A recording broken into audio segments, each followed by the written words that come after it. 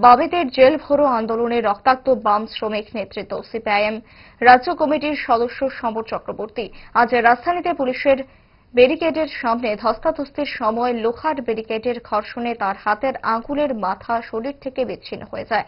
ঘটনার আকস্মিকতায় হতভম্ব হয়ে পড়েন দলীয় কর্মী সমর্থকরা। রক্তাক্ত সমর চক্রবর্তীকে দ্রুত নিয়ে আসা হয় আইএলএস হাসপাতালে। বর্তমানে গুরুতর আহত অবস্থায় হাসপাতালে চিকিৎসাধীন রয়েছেন সমর চক্রবর্তী। ঘটনার পরিপ্রেক্ষিতে আইএলএস হাসপাতালে ছুটে যান রাজ্যের প্রাক্তন মুখ্যমন্ত্রী মানিক সরকার সহ অন্যান্য দলীয় নেতৃত্বরা।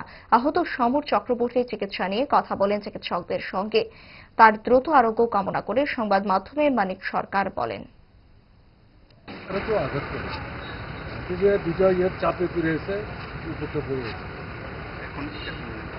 এখন যেটা হলো ব্লিডিংটা বন্ধ করার চেষ্টা হচ্ছে আর ব্যথাটা যাতে সে টলারেট করতে পারে। আর এখন যেটা হলো তোমার ওই সার্জন দরকার, প্লাস্টিক সার্জারির কথা বলতেছে, যোগাযোগ হয়েছে। এখন ডাক্তারবাবু আসলে দেখার পরে যদি মনে করেন যে প্লাস্টিক সার্জারির কেস, তাহলে তারা দেখবেন।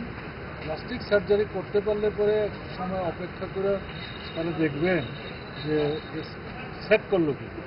যদি সেট হলে তো হইলো, না হইলে পরে অর্থোপেডিক্স ডাক্তারবাবুরা সিরিয়াসলি করতেছে।